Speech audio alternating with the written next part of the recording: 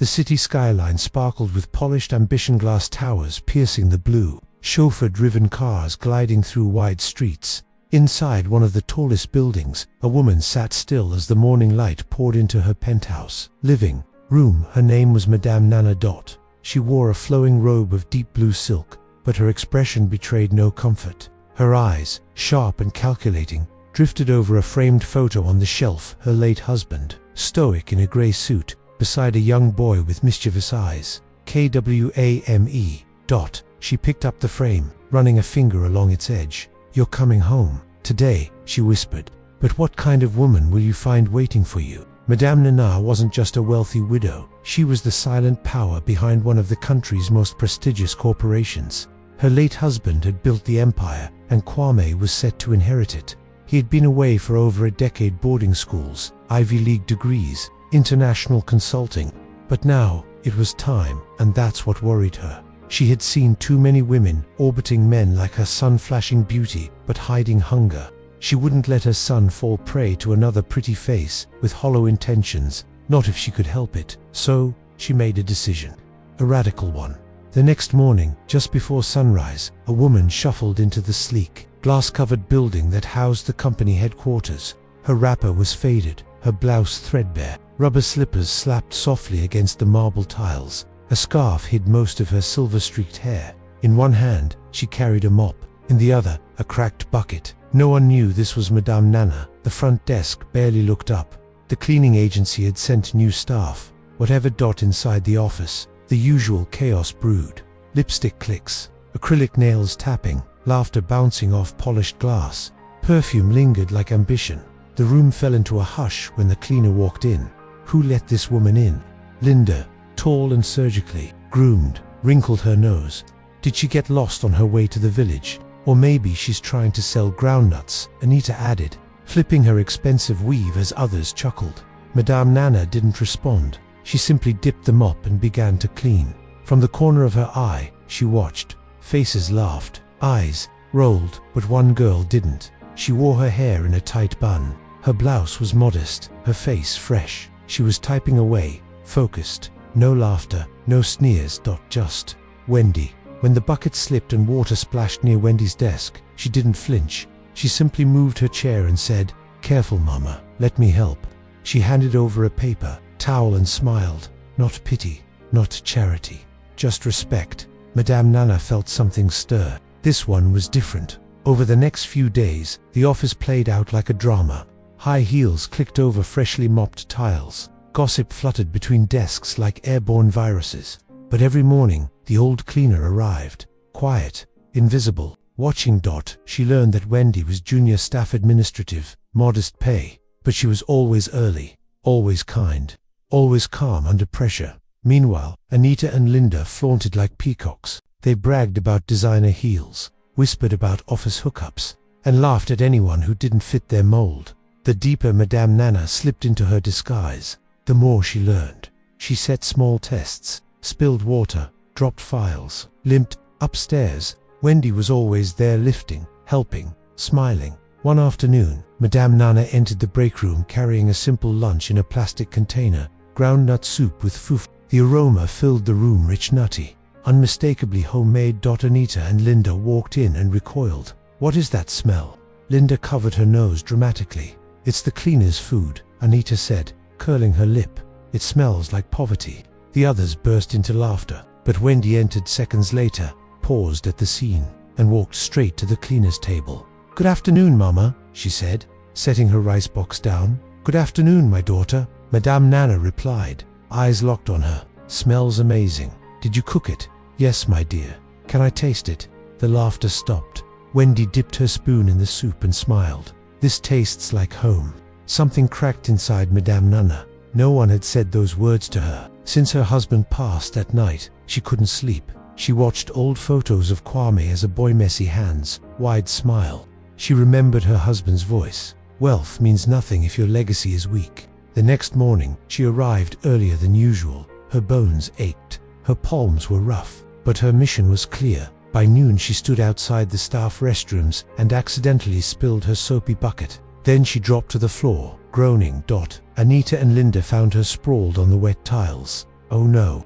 The cleaner fell again, Anita said in fake horror. Maybe she needs a walking stick. Linda snorted. They laughed. Madame Nana moaned. Please, someone help me. We're not janitors. Anita shrugged. Let her clean her own mess. Then a pause. Wendy, she had just walked in. She froze at the scene, eyes scanning the floor, the laughter, the woman on the ground. Mama. She rushed forward. Are you okay? My waist, my daughter. I can't move. Wendy knelt beside her, grabbed a handkerchief, and wiped the sweat from her brow. Then, without a word, she picked up the mop and started cleaning. You're crazy, Linda hissed. She's not your mother. But Wendy didn't answer. She helped Madame Nana up and led her to a seat. I'll bring you water, she whispered. Madame Nana could barely speak. She simply watched her, stunned. That evening, as Wendy clocked out, Madame Nana followed her out the door. My daughter, she called softly. Wendy turned, surprised. Yes, Mama. I live alone. Sometimes I cook too much. Would you do me the honor of joining me for dinner? Just once. Wendy blinked. You want me to come to your home? If it's not too much trouble. Wendy smiled. I'd love to. From across the office, Anita and Linda watched, eyes narrow, lips tight. She's dining with the cleaner now. Linda scoffed. She must be desperate for attention. Anita hissed, but Wendy didn't care. That night, Wendy arrived at a small, modest compound, clean, quiet, dignified. The smell of jollof rice, fried plantain, grilled fish wafted from inside. Mama, she called. The door opened. Come in. My daughter, said Madame Nana, smiling. They ate. They laughed. They talked about dreams, about family. Wendy never once asked about money, never hinted at ambition, just kindness. And that's when Madame Nana knew she had chosen well, because Kwame would be arriving tomorrow. The next morning, the office shimmered under fluorescent lights, full of life, noise, and perfume. High heels clicked against the marble floors like impatient applause, and the air buzzed with gossip about the new regional manager rumored to be arriving soon. But none of that mattered to Wendy. She was in early, as usual.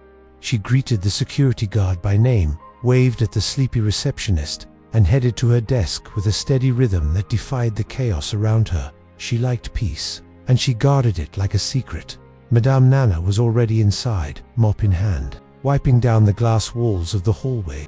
Her shoulders were sore, her back stiff. Yet when she saw Wendy enter, her face softened. Good morning, Mama, Wendy said, pausing beside her. Good morning, my daughter, Madame Nana replied. Did you sleep well? I did. And you? Like an old chair, the older woman chuckled. Stiff and creaky. Wendy smiled. Then I'll bring you tea at lunch. Anita passed by and muttered, just loud enough. Look at her acting like she's Mother Teresa to the janitor. Linda followed with a giggle. Maybe she's planning to inherit the mop. Wendy heard them. She always did. But she never responded. That was her power. They couldn't get to her. By noon, Wendy sat in the break room with her modest lunch, boiled yam and garden egg stew wrapped in foil. She opened it carefully, setting the steaming food on a napkin. The others surrounded the table with store-bought salads, imported sushi, and boxes of sparkling water. Mama, Wendy called. Madame Nana peeked into the room, surprised. I brought extra, Wendy offered, holding out a second portion in a small container. You shouldn't have, Madame Nana said, flustered. You're just a girl, but you're always working. Sit, eat. Anita, watching from the doorway, raised an eyebrow. Seriously, you're feeding her now? Next thing we know, Linda added, she'd be bathing her feet with perfume. Wendy turned toward them. But sharp. She's done more in her life than either of you can dream of. Let her eat in peace. That shut them up for now. Madame Nana sat down slowly, spooned the food with delicate fingers, and tasted it. It's delicious, she murmured, just like how my mother used to cook. You miss her every day. They ate in silence after that. 2 women, 1 table. A quiet defiance against everything around them. Later that week, Wendy stayed late to finish inventory. She didn't complain. That's what impressed people. How she moved without resentment. It was dark by the time she reached the gate. She was unlocking her bike when she heard footsteps behind her. My daughter, a voice called. She turned. Madame Nana stood there, holding a folded cloth bundle in her arms. Oh, Mama, you scared me. Forgive me. I didn't mean to. You're still here. I was thinking and cooking. Wendy smiled. You cook when you think. Always. That's why I have too much food." She paused, then unfolded the bundle, a tightly wrapped package of woki, still warm. Steam escaped through the fabric. "I thought you might be too tired to cook tonight," Madame Nana said softly. Wendy blinked. "You brought me food. I told you, I cooked too much." Wendy took it gently, almost reverently. "Thank you," she said, voice thin. "You didn't have to." "I know," the older woman smiled. "But sometimes we do things not because we must but because the soul insists." Wendy didn't know what to say. Then, out of nowhere, Madame Nana added, "Would you come to dinner again tomorrow? To my home this time?" Wendy hesitated. "I understand if you're busy," Madame Nana added quickly, "or if it's too strange." "No," Wendy said, "I'd love to." The following evening, Wendy arrived at a quiet gated compound in a humble but well-maintained neighborhood. The sun was setting, casting a soft amber glow over the white walls. A garden of hibiscus and basil grew along the walkway. She expected something small, maybe cramped, but the house, though simple, had a quiet grace to it. Everything was clean, peaceful, dignified. Madame Nana opened the door before she could knock. "My daughter," she beamed. "You came." "Of course," Wendy smiled. Inside, the smell of jollof rice, fried plantain, and grilled tilapia wrapped around her like a hug. "Sit," Madame Nana said, motioning to the modest but elegant dining table. "You're my guest." The food was plentiful, the plates mismatched but clean. A ceramic angel watched from a dusty shelf. They ate slowly, speaking about life, not gossip, not wealth, just stories. Wendy spoke of her younger brother and his dream of being a teacher, of her mother who once sold roasted corn on the roadside, of how her father had left and never returned. And yet, Madame Nana said, "You smile, because pain never asked for permission." Wendy replied, "But I can choose what I do with it." Madame Nana swallowed hard. This girl, she wasn't just kind, she was strong, quietly strong, the kind of strength that couldn't be bought. When Wendy left, Madame Nana stood at the gate and watched her pedal into the night. Her scarf fluttered behind her. She was going home to a rented room and unpaid bills, and yet she carried herself like royalty. Inside, Madame Nana sat in silence, alone again, but her heart felt full. She reached for a small silver photo frame. Kwame, as a child, his cheeks stuffed with cake, smiling wildly. Her fingers brushed the image. "You'll meet her soon," she whispered. The next morning, the building felt different. Anticipation crackled like electricity. People stood straighter, laughed louder, lip gloss gleamed, ties were perfectly knotted. He was coming. Kwame. Wendy had no idea what to expect. She had never seen a billionaire's heir up close, and she wasn't exactly looking forward to it. But the others. Girl Linda gasped, adjusting her blouse. "He's going to think I walked off a runway." Anita pouted her lips in a mirror. "He'll forget every woman he's ever met once he sees me." By midday, phones buzzed. "He's here," someone whispered. A sleek black car rolled to a stop. The doors opened, and Kwame stepped out. Tall, impeccably dressed, confident but not arrogant. His eyes scanned the entrance, taking it all in. Inside, the moment he stepped through the doors, the energy shifted. Laughter died. Desks snapped to. Ordered chairs straightened. Kwame noticed everything, and he didn't like what he saw. At the far end of the lobby, an old woman was struggling with a mop and a bucket. No one was helping. He walked up to her. "Excuse me, Mama," he said gently. "Why are you cleaning the lobby? Where is the janitorial staff?" Madame Nana looked up, startled to see her son so close, but she played her role perfectly. The janitorial staff, sir." Before he could reply, Anita swooped in like perfume on the wind. "Sir, don't worry about her," she said sweetly. "She's used to this work." Kwame turned, his expression darkening. "Used to it? That doesn't mean she shouldn't be treated with respect." Anita's smile faltered, and then a new voice joined. "She deserves all the respect in the world," Wendy said from behind. Kwame turned. Their eyes met. She wasn't like the others. No makeup, war paint, no exaggerated posture, no fake smile, just a quiet calm, a clean presence. Something shifted. Anita noticed it, and she hated it instantly. Later that afternoon, in the break room, the tension was thick. Anita stirred her coffee like it had insulted her. "Did you see the way he looked at her?" she hissed to Linda. Linda shrugged. "Maybe he likes plain girls. He didn't even look at us," Anita snapped. "Not once, But that Wendy, that nobody, you sound jealous.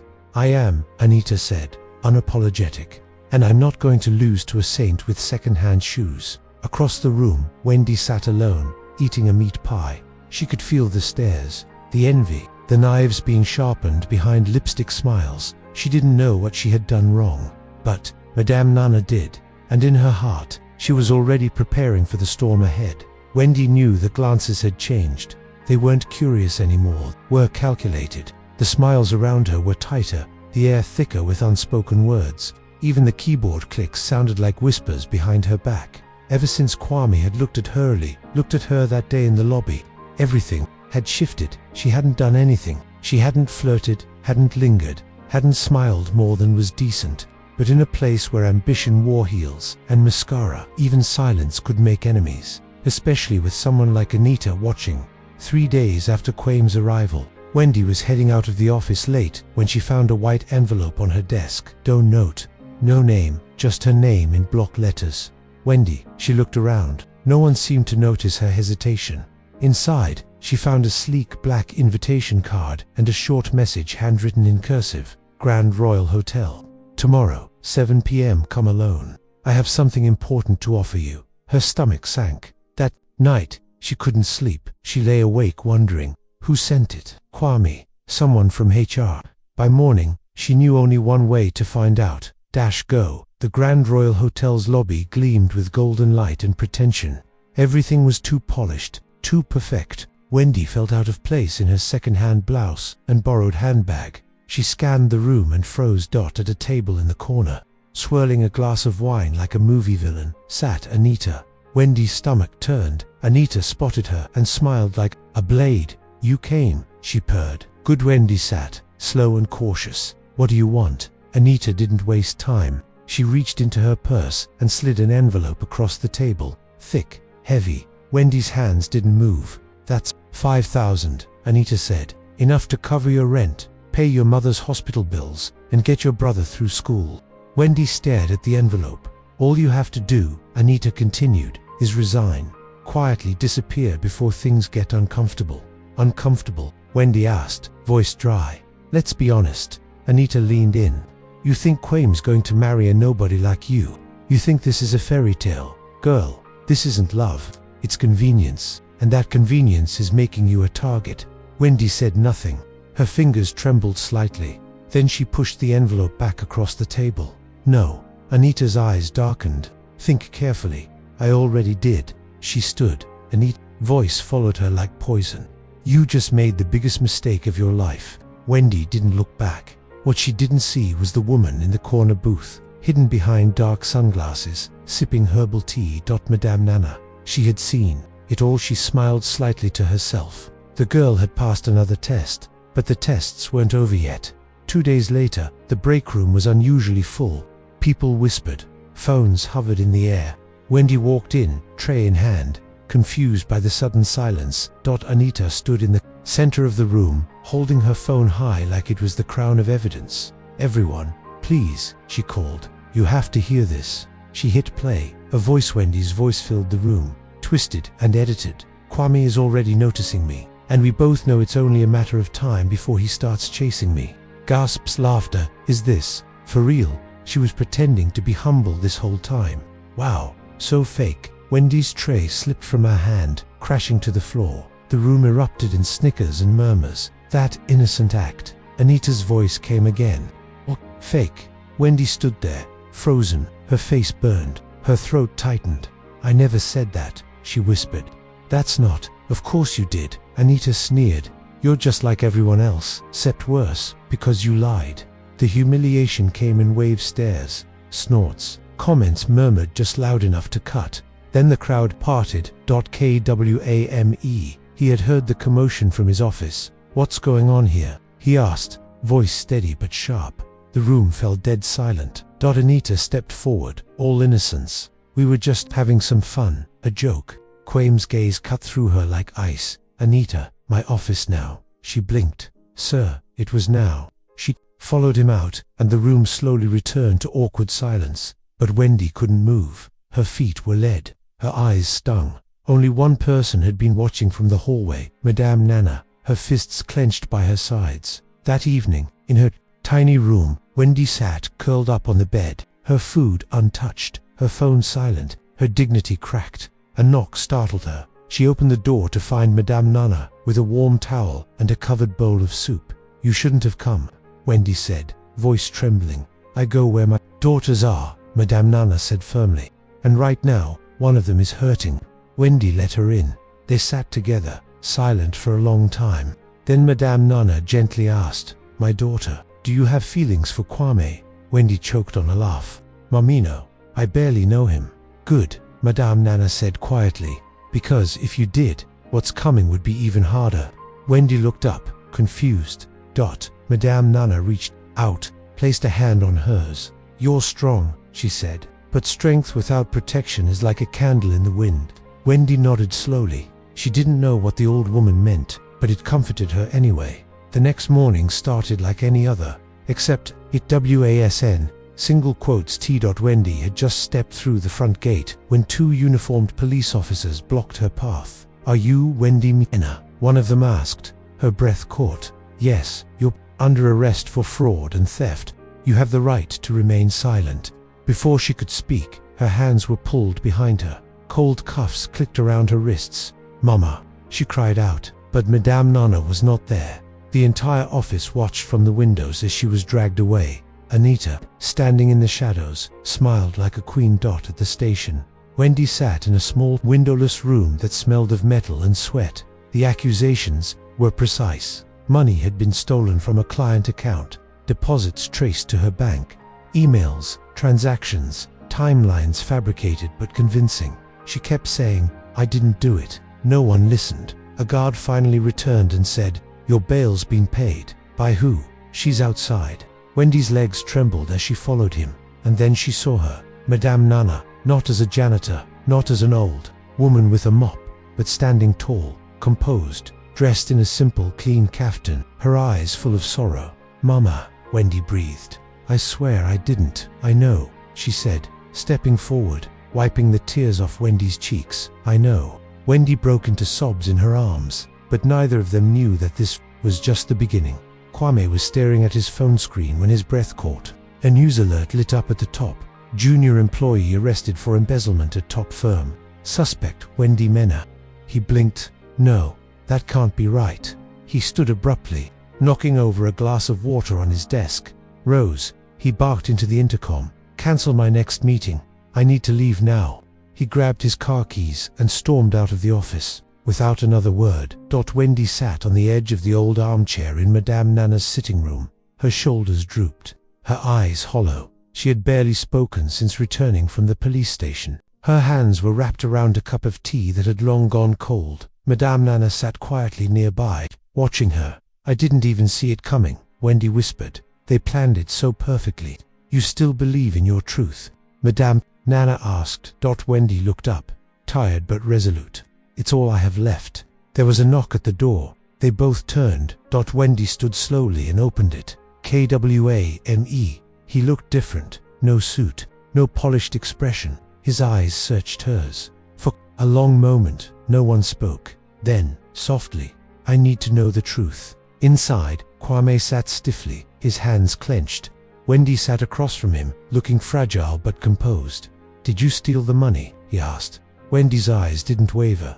"No, there's evidence," he said slowly. "Bank deposits, emails, a full digital trail." She shook her head. "Someone planted it. I would never do that." "You swear that to me?" Wendy leaned forward, tears in her voice. "I swear on my brother's life. I have no idea how that money got into my account." Kwame stared at her.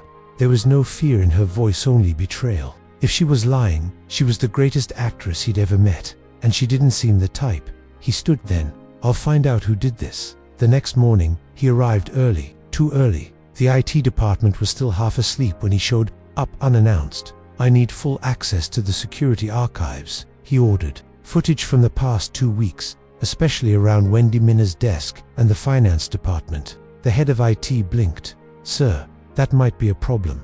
Kwame narrowed his eyes. "Why?" The man shifted nervously. "The files from last week are missing. Deleted. Manually." Kwame's stomach dropped. "By who?"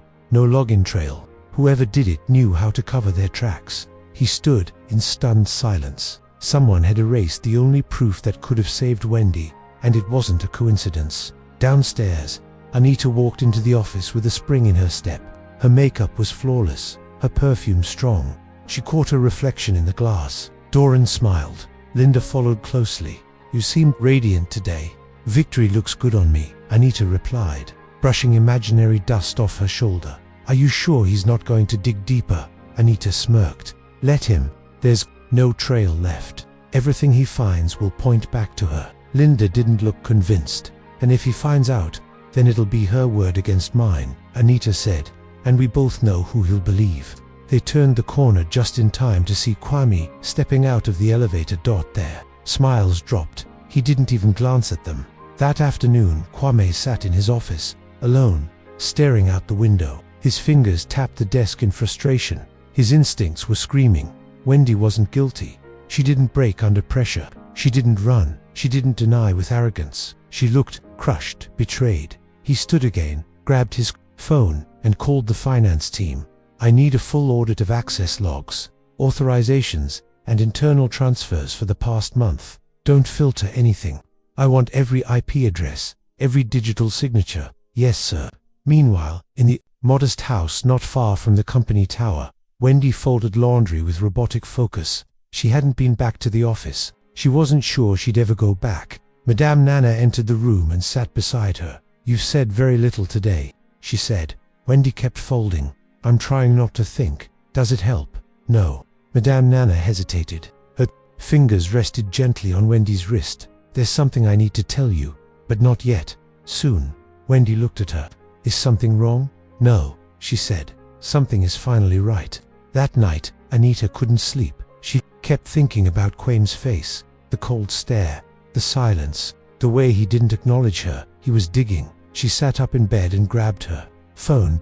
"Unknown number. You buried the wrong girl. And she's not alone." She dropped the phone. Her room suddenly felt too dark. The next morning, Kwame got an email. Subject, line, flagged irregularity, internal transfer authorization. He opened it. A system-generated alert had identified a financial file with forged metadata. The timestamp showed Wendy's ID, but the access originated from a separate internal address, one that didn't match her device history.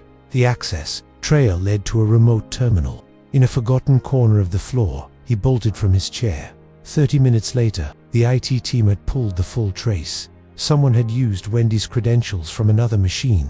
Remotely, it was a clone. Login, the technician confirmed. Her username was spoofed. Kwame's jaw clenched. Who used that terminal last? There's only one login after hours. He clicked a few times. Anita. Kwame's heart turned to ice. He stood. "Thank you." Back in the break room, Anita was laughing at a meme when she heard his voice. "Anita," she turned. "Sir, office now." The laughter died. The room went silent. Anita followed, confused but composed. Once inside, Kwame closed the door slowly, locked it. He turned. "I know it was you." Her smile froze. "Excuse me. You forged the files. Used a cloned login to frame Wendy. Erased the security footage." Her mouth opened, then closed. "You're done," he said. "Legal will be in touch." She dropped the act instantly. "She was manipulating you. She didn't have to. You'll believe her over me." "I already have." Anita lunged forward. "You're throwing away everything for someone who doesn't even belong here." Kwame stepped back. "And you've just confirmed everything I needed." Security entered seconds later. "Escort her out." Anita screamed as she was pulled from the office. Her voice echoed through the halls. "You'll regret this."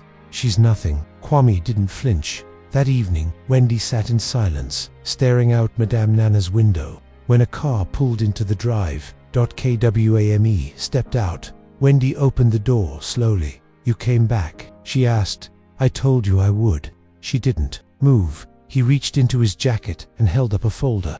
"You were framed, and now I can prove it." Wendy's breath caught. "I'm so sorry," he said, "for not believing you sooner."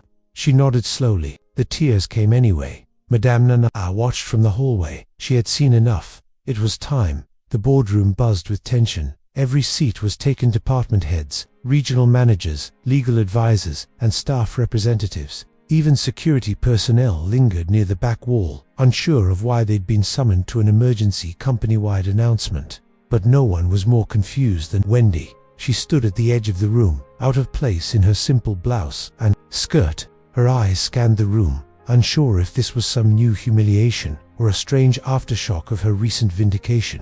Then the doors opened, and everything changed. Madame Nana stepped inside, but not in slippers or a faded wrapper, not with a mop or a bucket. She wore a sleek indigo dress, her scarf elegantly wrapped, her poise regal. She no longer moved like a cleaner but like the queen she had always been. Gasps rippled through the room, whispers, shock, silence only. One voice broke through. "Is that the janitor?" Uneaten, now demoted and humiliated, but still present, stood frozen in disbelief. No one answered. They didn't have to. Madame Nana walked to the head of the table and stood beside her son, who gave her a quiet nod of respect. Then she faced the room. "My name," she said, her voice steady and commanding, "is Nana. I am the majority shareholder and executive matriarch of this company." Mouths dropped, eyes widened. "For the past several weeks, I have walked these halls not as your employer, but as your employee, a cleaner, an invisible woman. I did this." She paused, scanning their stunned faces, "because I needed to see this company and its people, and I did. Double quotes. Silence. She turned slowly. Her eyes met Wendy's, and one person saw me clearly, too. Wendy's heart thundered. She didn't ask who I was. She didn't care if I was rich or poor. She treated me with kindness, respect, and humanity when others mocked, humiliated, and ignored me. While some laughed at my presence, one woman helped me stand. Everyone turned to Wendy. Madame Nana stepped forward. "Wendy Mena, come here." Wendy's feet barely moved. She felt dizzy, like the world had flipped inside out. She walked forward slowly, past co-workers who now avoided her gaze, past Anita whose mouth was still hanging open. When Wendy reached the front, Madame Nana took her hand. "Thank you," she said softly, "for being exactly who you are." Wendy's eyes filled. "You were watching the whole time." "I was hoping," Madame Nana corrected. "You gave me a reason to believe again." Kwame stepped forward. "She's the reason I started asking questions," he said, looking directly at Anita. "She stayed when she had every reason to run. She told the truth when it would have been easier to lie, and she never not once used my name to protect herself." More murmurs, nods, a few lowered heads in shame. Madame Nana turned back to the room, and to those who mocked, threatened, or manipulated others for personal gain. "This is your warning. Character matters more than ambition, and no amount of beauty or bravado can hide a corrupt soul." Anita shifted uncomfortably, then snapped. "So this was all a game? You tricked us?" Madame Nana met her gaze with steel. "No, I revealed you. You did the rest." The room exhaled. Anita stormed out, her heels clicking like gunshots on the marble floor. Linda quietly followed. After the meeting, the office was a different place. People moved with quiet reverence. Conversations were softer. Kindness felt less rare. Wendy stood by the windows on the 14th floor, looking out over the city. She felt exposed, like her soul had been turned inside out for everyone to see. But she also felt light. Her presence moved beside her. "I owe you more than I can explain," Kwame said. Wendy looked at him. "No, you don't. I didn't do anything special." "That's the point," he said. "You did the right thing when no one was looking. You didn't need an audience." She looked down. "I thought I lost everything." He nodded. "Sometimes we have to, before we're truly seen." There was a pause. Then Kwame asked, "May I take you to dinner? Not as your boss, not as the owner's son, just as Kwame." Wendy smiled gently. "Let's take it one day at a time. I can work with that." Later that week, Wendy was invited to a small private gathering at Madame Nana's home. Only a few people were present, to longtime family advisors, and the woman who had once been the invisible cleaner. Wendy wore a simple blue dress. She carried a small dessert she had made herself. Her hands were shaking. At the table, after dessert had been served, Madame Nana rose with a wineglass in hand. "I've spent a lifetime in power," she said, "but it took pretending to be powerless to understand the people around me." She looked directly at Wendy. "Power doesn't come from wealth, status, or inheritance. It comes from integrity, from how we treat others when we think no one is watching. That is the kind of woman I want beside my son, and the kind of spirit I want near my legacy." Wendy swallowed hard. "Madame, I no need to say anything. Tonight," Madame Nana said, smiling. "Just keep being who you are." Kwame reached across the table and gently took Wendy's hand, and for the first time in a long time, Wendy let herself hope, not because she was being chosen, but because she had already chosen herself. If you made it to the end, comment the word respect, subscribe to the channel, and share this video with your family and friends.